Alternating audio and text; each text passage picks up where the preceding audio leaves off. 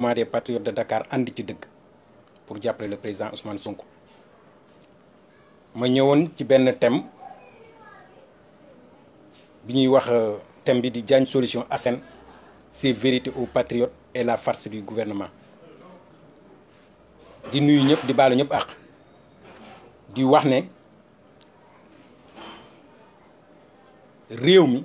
dafa am lu fi nekk di wax les patriotes ñu être patient serein et attentif. Le président Sonko naïful, il est intelligent mais pas un intellectuel. ñu bëri dañuy jaawale intelligence ak intellectuel. Sonko il est intelligent mais pas plus intellectuel que les autres. réew mi dañuy jàpp toujours ñi jàng rek ñooy intellectuel te ñun du ñun jàng rek lañ soxla ñu intelligent lañ soxla ci réew mi parce que réew mi daf ko laaj. di wax ne dafa def keroog benn sortie mu dem seeti mu jubale Moustapha Diop ak Barthélémy Diaz. N'oublie pas que gouvernement bi dañoo am ay stratégie pour éliminer et réduire l'opposition au plus petit extrême. defe naa loolu la Macky Sall waxoon. Sonko aussi a ses stratégies pour désamorcer lépp bépp bu bomb boo xam ne ñoom dañ koy préparer ci suuf pour yëkkati ko. dina contourner pour seen objectif bi ñu soxla duñ fa mën a yegg. Macky Sall mu ngi woo képp ku mu xalaat ne mën nga ko apporter dara pour ci li mu jëm ci échéance yi ñu jëm daf la koy def. Sonko il est le seul boo xam ne il est un opposant radical bu ñëpp xàmmee te ñëpp am ci moom yaakaar boobu ñu am ci moom nag foog moom i daf ko war a prôner. nu mu koy prôner mooy pour désactiver lépp loo xam ne ay mbir la ci suuf ba nga xam ne ñenn ñi duñ ko xam. Sonko il est conscient de l'enjeu te il dafa engagé ni mu engagé ci politique daf ci wane lu déterminé te Sonko patrimoine national la. patrimoine boobu mooy dañ ko war a conserver ba lépp loo xam ne lu koy jëmmal ak li koy dooleel dañ ko war a jàppale. dafa def 15 ans impôt et domaine kenn mosu ko déggal lu bon kenn mosu ko déggal lu dul lu baax te lu baax loolu yëpp lim ko def muy njub jàngal ba yëy kayit yi amal bac plus 80 te juboo ça ne signifie rien. njub mooy doole te njub mooy dëgg. ragal yàlla moo fi nekk ka ñeme yàlla te moom loolu la nekk dafa ragal yàlla parce que xam na li koy xaar xam na ne bés dina jot dina sangoog loxo ndey jooram moo tax lépp lu mu ciy def mu conscience yi. def 6 ans plus de 6 ans mu def ko ci seen politique bi jiite parti muy Pastef ñu am nuñ ko dàqantalee muy Pastef parti travail liggéey moo yor réew pas ay nduuba njaay. liggéey ñàkk jëriñu éthique am ngëm-ngëm xam ne fi nga jëm dara mënu la ko soppi te kooku kenn ku nekk war nga ci bàyyi xel. nit ñi amatuñ éthique tey nga wax lii suba nga wax lale ñaata yoon lañ fi dégg ay kilifa ci bépp côté wax lii suba ñu wax lale kooku ñoom ils n'ont pas d'éthique. amuñu éthique ci journaliste ci magistrat ku mënti doon lépp looy wax war nga am éthique xam ne da nga waat. loolu nga waat nag dara war a ko soppi mooy nga am éthique. fraternité xam nañu àdduna booloo jàppaloo mooy dëgg. fraternité fépp lañ ko war a wane. famille sax yi amatul fraternité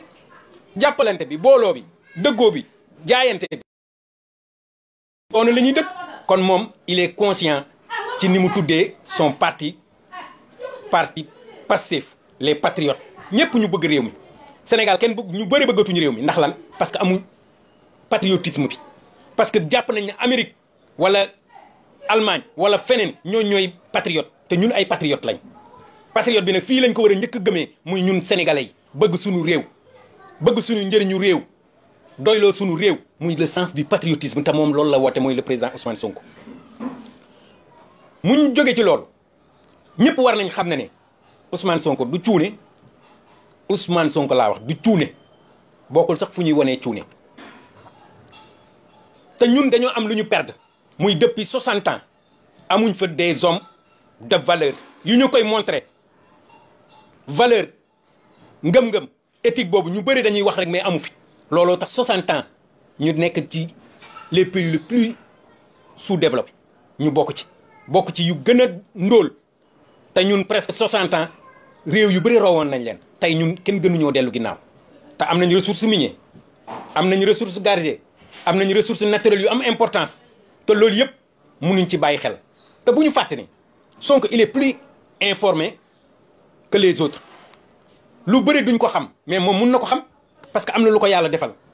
am na moment boo xam ne ñu bëri xamale wuñ ko woon dara mais léegi am na lu ko nit ñi xamal kon loolu nag initiative boobu wala kii boobu mu am loolu ko yàlla jox foog mu sàmm ko te ñun bu ñu fàtte ne l'erreur est humaine mais nit ku nekk sax ku def erreur ci benn yoon sax war nañ ko mën a adopté waxuma la sax ba mu deful erreur moom am information yu clair yoo xam ne mun na désamorcer bombe yi loolu moo tax peut-être ni mu doxalee ñu bëri di ko fustiger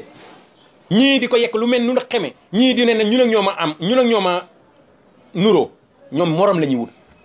moo tax lépp luñ mën a def ba ne ñun ñoo nuroo rek dañ koy def ñun ñëpp a yem yemoo leen Sonko du ñoom duñu Sonko kon bu yeboo ñu dal te réew mi li fi nekk gis nañ ko problème mu réew mi ñëpp gis nañ ko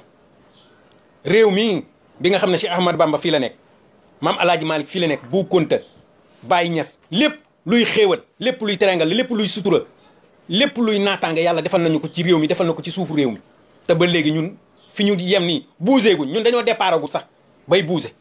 ñun départ guñ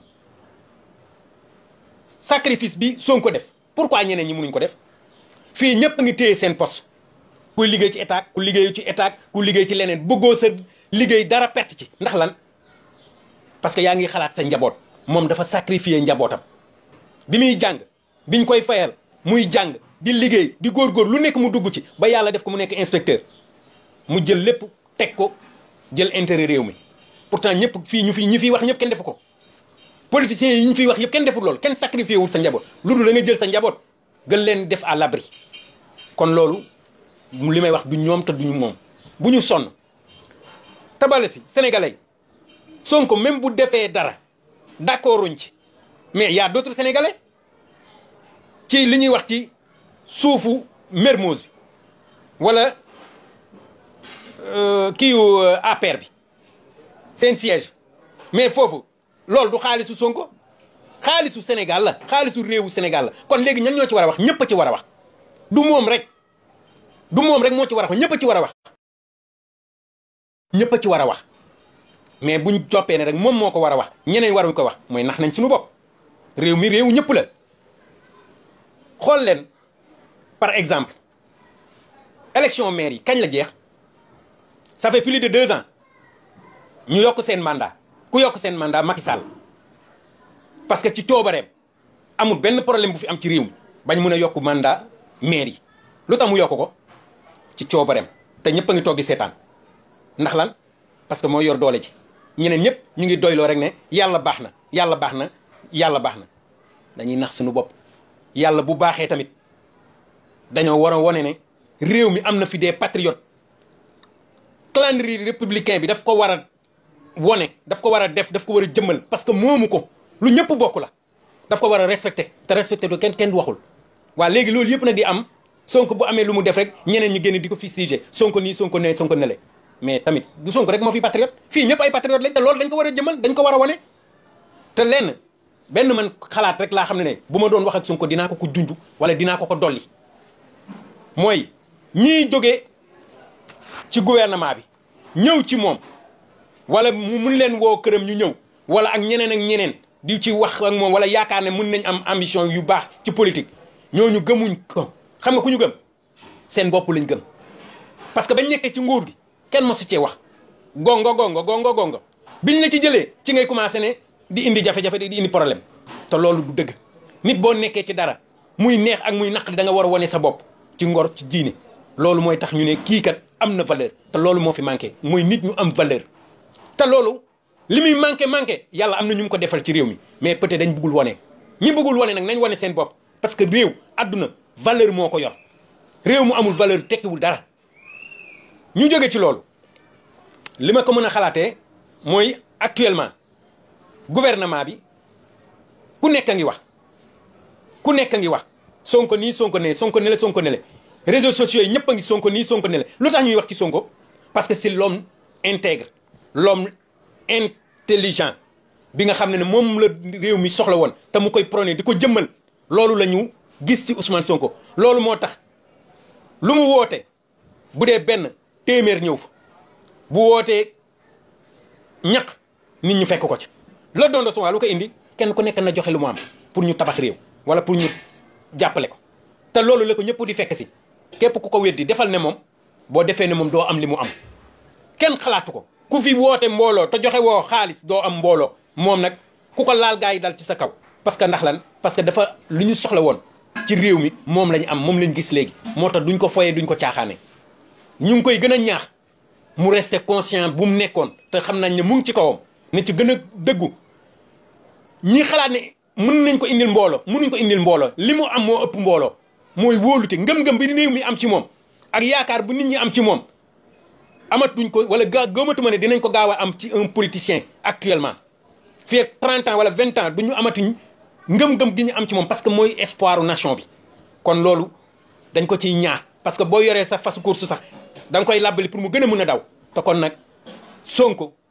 dañ koy gën a ñaax mu gën a bàyyi xel ci ñi dekk ci ginnaam ñoo xam ne moom la ñuy nooyee lu mu wax loolu la ñu wax dañ ko gëm parce que dañoo xam ci li mu nekk dëgg la loolu nag lépp luñ ko mën a jàppale nañ ko ci gën a ñaax gën ko taxawal te bàyyi xel ñi ci ginnaaw ñoo xam ne dañ koy mbubboo sax Pastef te duñu Pastef xalan dañuy jël ay photo Sonko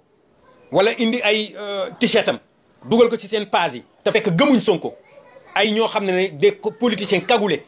pour mun ko déstabiliser wala wax ci réseaux sociaux yi ne ñun waa Sonko ñoo def li wala def ni ñoo saaga wala ñoo def leen te fekk du ñoom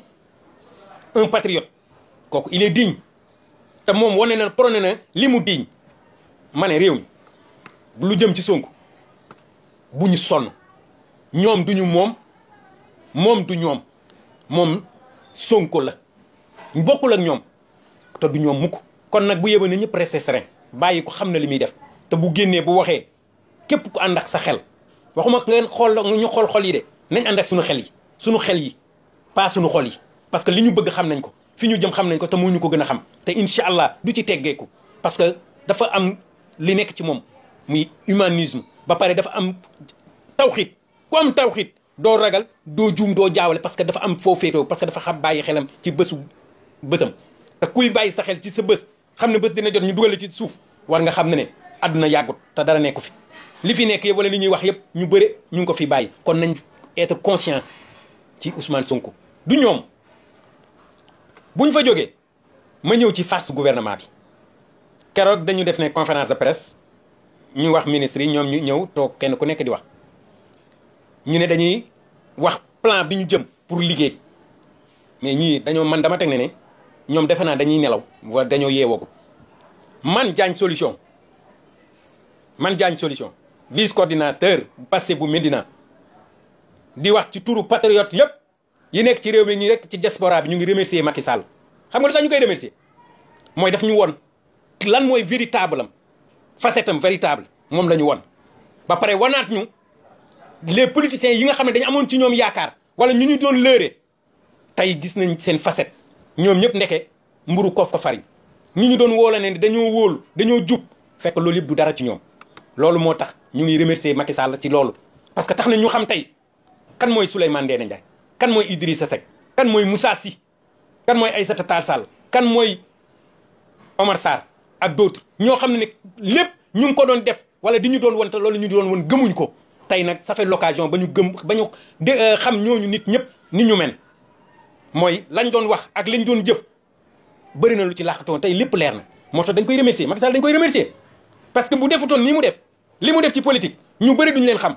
dañ leen di réeré ba ëllëg rek dañ leen di réeré ba ñëpp jóge fi rek dañ leen di réeré parce que duñu xam ñu mel mais seen véritable jikko ñun gis nañ ko xam nañ ko ci ñoom xam nañ ko ci ñoom léegi moo tax kenn mënatuñu nax Sonko conscientiser nañu éveillé nañu ba pare dara mënatul fatt suñu bët yi parce que gis nañ ba baax mais nag kan mooy gis lu baax ba pare di bëgg a delluwaat ginnaaw ñii train bi daf leen fi baax ñii dafa naa ne dañu xamul ne train bi ba leen fi te buñ jógee ci loolu man damay laaj kan mooy seen njiit xanaa du Macky Sall 2012 kan moo fi defoon promesse yi demoon ci conseil ministériel décentralisé yi kan la woon xanaa du même Macky Sall wala du moom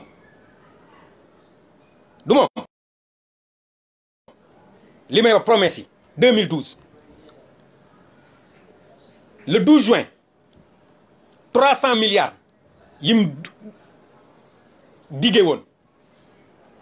waa Saint-Louis anam Saint-Louisien yi yéen laay waxal ana seen 300 milliards gis ngeen ko wala gisoo leen ko Saalum yi 15 juin 2012 dugul leen fi woon 255 milliards am na wala amul waa Ziguinchor ana seen 360 yi waa Diourbel 209 milliards yi Louga 250 milliards Kolda 200 Tamba 201 Thiès waay 448 milliards loolu yëpp gisoo leen ci dara te mu diggee woon ko 2012 ba léegi gisuñ loolu yéen régions yëpp nag defoon na fa conseil des ministres décentralisé wër réew mi yëpp 15 régions yi xaw ma 16 régions yëpp waroon na am lu mu leen dig gis ngeen ci dara waa gisoo leen ci dara ba tey ñu toog 3 ans yoo xam ne moo ko fi dese mu wax benn gouvernement ñu ne pour ñoom ñu jëm ci liggéey bi wax yan perspective la ñuy def pour ëllëgu réew mi ma ne bu ñu naxante 8 ans lu la ci nit dig mënu la ko defal bu la ne ci 3 ans da la koy defal da lay nax buñ nañ bàyyi di sëlëm nit ñi te ñoom li may wax ne train bi dafa leen fi bàyyi ñun suñu xel yi duñ ko foyee suñu xel yi dafa dem ba pare xam nañ fi ñu jëm bàyyi leen seen suñu xel yi ñi ñuy foyee ñii train bi dafa leen fi bàyyi ñun on est sur l'ère du changement avec des hommes intelligents comme le président Ousmane Sonko et d'autres te am na ci réew mi léegi Sonko moo fiy bomb nangu leen lu yàlla def ku nangu lu yàlla def da ngay sonn te ci coono ngay dëkk nañu nangu li yàlla def Sonko moo fi nekk ku mu neex ku ko bañ loolu la yàlla def parce que li mu wone mooy dëgg te dëgg dafa leer dëgg lu weex la muy lii mooy dëgg patriotisme éthique travail loolu fraternité loolu mooy dëgg ku mu neex ku mu naqadi looloo fi nekk ñeneen ñi dañ ñu doon foye rek depuis 60 ans ñu ngi ñuy foye di ñu caaxaane te loolu yëpp mu ngi suñu ginnaaw nañu noppalu ku yàlla defar la li may wax garabu pénc la lawbe du ko yett ca kaw ca kanam incha allah te yàlla daf ko koy defal parce que am na tawxiid bi am na ngëm-ngëm bi imaan bi mu ngi ci moom te ñi ci nekk ñi koy jàppale réew mi di jël ci élection yii di ñëw incha allah ba jox ko lépp lu mu soxla te buñ ko joxee incha allah ndam rek ci kaw ci kanam rek di baalu àq ñëpp nag di remercier ñëpp te di wax ne mais ana les ministres ñan ñoo yore woon 1000 milliards yi ci Covid 19 yi ñan ñoo ko waxoon xanaa du Macky Sall yaakaar naa du moom de 1000 milliards yi ñoom defaguñ bilan waxaguñ ci bilan waxaguñ ci dara ba pare bëgguñoo sonal ana suñ 65 milliards yi ñu joxoon ci borom ceeb bi goro bi dafa joxe ceeb faaleen yi mbengeen yi ñengeen yi caameen yi sambeen yi ñoom ñëpp ñu ngi xaar seen ceeb ba léegi jotuñ ceeb xam naa ne moo tax sax réew mi ñëpp nekk ci ci jaaxle clandestinité bi lan moo ko indi mooy coono réew mi képp kuy wax ne clandestinité bi am ci réew mi li fi nekk nit ñi ñoo sonn ñi nekk ci donkaas gi nag ñoom yëguñ lu xew mais ñi nga xam ne ñu ngi ci di dem ci clandestin bi ñooñu dañoo xam li xew parce que dañoo sonn réew mi dafa métti ku waxal yàlla xam ne réew mi métti na bul toog ci donkaas gi rek yaakaar na ne ñeneen ñi ñu ngi ci seen donkaas gi parce que yéen li ngeen bëggoon am yëpp am ngeen ko yéen ak seen oto yéen ak seen passeport diplomate yéen ak tout réew mi nag gisuñ dara amuñu dara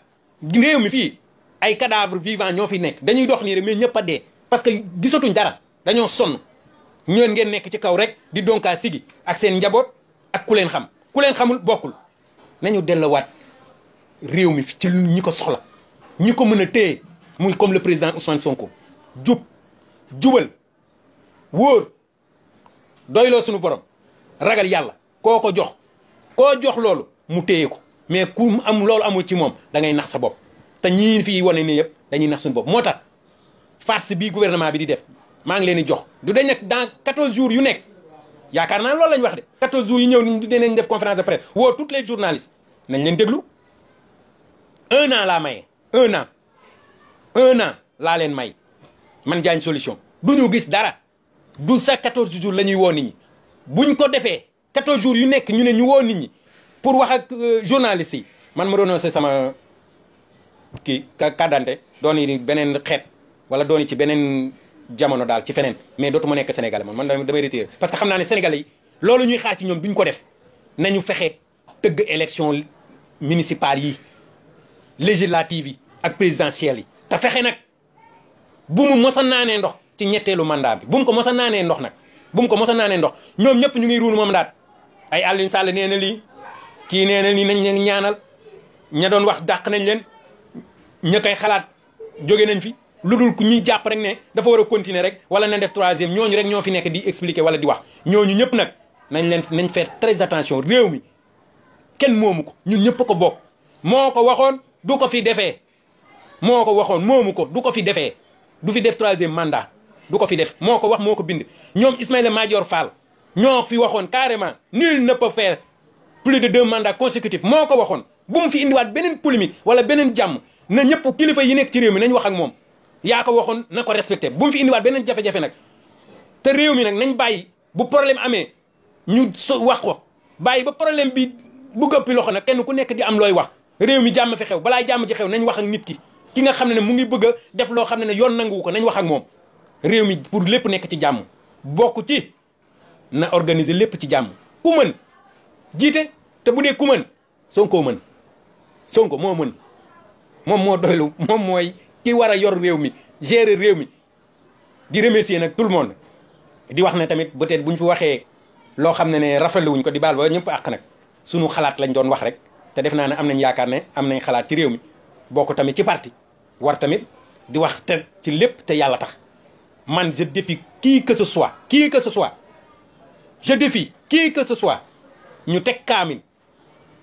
qui que ce soit nag bépp politicien bépp opposant bépp ku nekk ci nguur nga teg sa loxo ci kaamin man teg sama loxo ci kaamin ne Sonko moo la gën a jub man maa ko wax ku ma nangu défier rek woo ma fu la neex bépp kii laa wax nag nañ teg suñu loxo ci kaamin pour wal ne moo leen gën a jub moo leen gën a ragal yàlla moo leen gën a xam yàlla moo leen gën a doylu moo gën a wóor loolu maa ko wax sama bopp ci kanam kenn gënu ko ci jub comme ci gënul jub moom gënoo ko jub kon nag nañ ànd lépp def ko ci jàmm jël réew mi jox ko le président Ousmane Sonko mu diriger lépp ci kaw ci kanam Sonko rek ànd ak moom nag ci dëgg mouvement ànd ci dëgg rek la ñuy ànd ak moom nag pour jàppale ko incha allah yàlla defal ko jàmm ba suba nag ñu déglu ko bu baax mu wax ak yéen wax ak réew mi wax ak àdduna ñëpp xam li doon seen xel li ci doon nekk ñuy ne mu am naag amul ak def naag waru ko def ak nangam loolu yëpp dina leer te bu waxee non bokku ci sunu waa ji bokku ci li ñu ne sunu waa ji bokku ci laf cat yàlla ñu yàlla defal jàmm di remercier tout le monde toutes les patriotes yi nekk ci réew mi ak yi nekk ci diaspora bi di leen wax asalaamaaleykum wa rahmatullah dans 15 jours ñu ñëwaat wax nag ci phosphate bi nag phosphate bi nga xam ne sunu source yii suuf yi nga xam ne sunu ressources naturelles yi gars yi di caax-caaxe dinañ ñëw wax ci wa asalaamaaleykum wa rahmatullah taala wa barakatu Pastef rek ci kaw ci kanam Sonko ndam rek incha allah merci beaucoup les patriotes merci beaucoup